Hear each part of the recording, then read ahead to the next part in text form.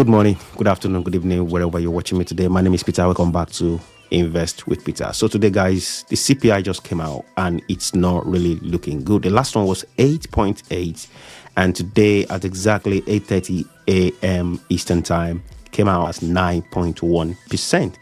Guys, what's happening? What are we going to do at this point? Where are we going and where is this leading to? Are we going into recession? I'm going to be talking about that today. Guys, if you see me for the first time, please subscribe to the channel. Put your comment down below. It help the channel to grow and all that stuff. So today I'm going to be analyzing some stuff that's, outside the CPI, which I want you to understand what's going on in the market and all that stuff. And where is the point, or at what point will Fed come to the rescue? Well, yesterday or 2 days ago, Cathy Wood was saying the Fed should be careful the way they are raising rate, that this is going to lead to deflation and it's going to affect the market, that they should probably pivot. I don't think at this point Cathy Wood will be saying that again after this CPI came out today, because it's not really looking good. This is the highest on years ago. So now where are we going to see the green candle coming up now and all that stuff? But at this point, I think the way the Fed can fight this is to keep on putting their leg on that throttle on that 75 basis point, because if not, this is going to go into a big problem for everyone in the market, and it's not going to help the situation. It's going to drag us along the line and lead us into a bad and very awful recession.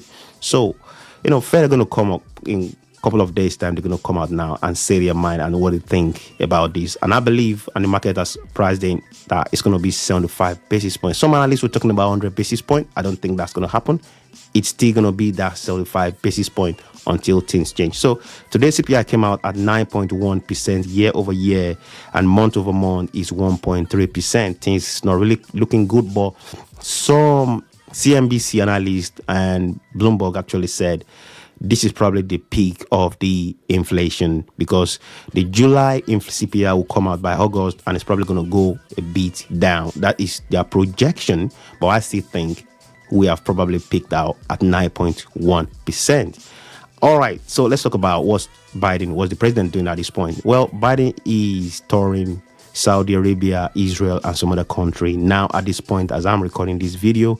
So he's going to be going to Saudi Kingdom and negotiating how they can help to reduce the issue going on around oil scarcity, because bin Salman, that's the Prince of Saudi Arabia, is going to have a chat with him on Friday, and they're going to be, because they must have sent this to him that 9.1% is what we get. So to convince this guy, because most of the OPEC members, Nigeria, Angola, and some other countries, OPEC members, that probably need to help at this situation, they're not really helping because they are not actually producing up to the standard that is required. So Saudi Arabia and UAE, the Emirates, needs to come to the rescue, because the majority of this inflation comes from the price of the gas that people are buying, because people spend money on housing, gas, food, consumables, and all that stuff. So, but the gas, if they can bring down the price of gas, honestly, inflation will definitely drive down. So that was happening about Biden. He's touring Israel to negotiate some stuff, and also Saudi Arabia, most importantly, to negotiate how they can pump more, or how they can produce more oil for the for the consumers and all that. So let's talk about Twitter a little bit. So Twitter has actually the employee service of a New York law firm, to fight Elon Musk, because Elon Musk is actually pivoting at this point, saying it's no longer going ahead with the $44 billion deal to buy Twitter. So now Elon was like, well, if you're looking for a law firm, I've got one in California as well. So he actually, asked for the service of another law firm, that's Elon Musk, to battle it out at the court. But I think Elon Musk is no longer buying Twitter, but the Twitter board is not giving up. They wouldn't agree. They were like, yeah, you have committed to this and you have to go through. You have to see this through, which I think Elon Musk is not going to go through this, because he's not seeing anything marketable about Twitter at this point, and it's not going to be investing in something that's not going to bring him revenue. looking at the situation at this point that the country might be going to recession and all that stuff. This is not the time to be buying stuff that won't bring revenue to you. So I understand the point he's talking about and where he's coming from. So they're going to be battling that out at this point, but that's not the major problem. The major problem now is the inflation and how it's affecting people and how it's going to affect us. Now, so let's talk about Putin. Putin last week actually turned off the gas that he pumps to, that he sent to Germany and Italy, because this pump is, he always he's been when let me start from here. Donald Trump has been warning Europe that be very careful, because you can't be full reliant on Russia for your gas and for your oil and all that stuff. But well, they didn't listen to him. The guy left, and now Europeans are bearing the brunt. So now this element of this pipeline need to be serviced in Canada. So it has to be transported to Canada that will take 2-3 weeks. Then it's going to be serviced in Canada and sent back to Russia before they can turn it back on again. So at this point, Russia is not sending gas and all the gas and oil, gas especially to the Western Europe, countries like Germany, Italy, Spain, and some other countries like that. So now the German chancellor and Italian president were thinking this guy is not going to turn this back on when the service is over. But well, Putin said on 21st of July everything should be ready to run again. So it's going to be putting it on again, turning it on for them. But they believe he has the ball in his hand.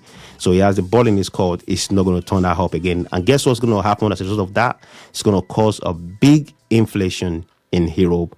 And that's what's going to lead to a recession in Western Europe. So regardless of these, there's problem of these gas oil going about within Europe. So I think if the world is going to a recession, it's going to be the Europeans that's going to first feel the impact of recession before United States. So that's where I'm going, because everything leads to this energy and gas and all that. So that's what I'm telling you, these guys. So be very careful. The price of fuel is actually going down in US compared to Europe.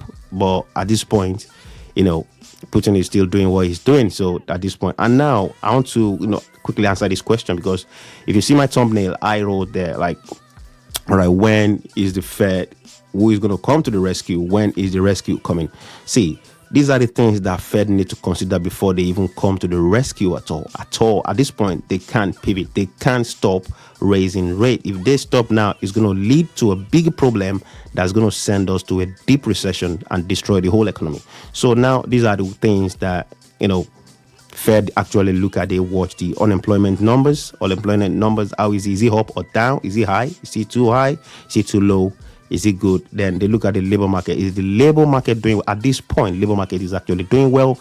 Everything is fine apart from the inflation that is coming out from left and right. So CPI core, they check the CPI core. These are the things they need to look at before they even try to rescue the market at all. So they check the CPI year over year, they check the CPI core, and also check the GDP, gross domestic product, like what is going on within these what people are earning. Is he equating to what they're spending, and how much people are earning, and is he actually visible? Is he enough for them to live their life to do that and all that stuff? So these are the things that the Fed look into before they can actually think about pivoting, or they can actually think about rescuing the market. So my advice is, I don't think there's any rescue coming. This is the point where we need to know what we are buying and what we are doing in the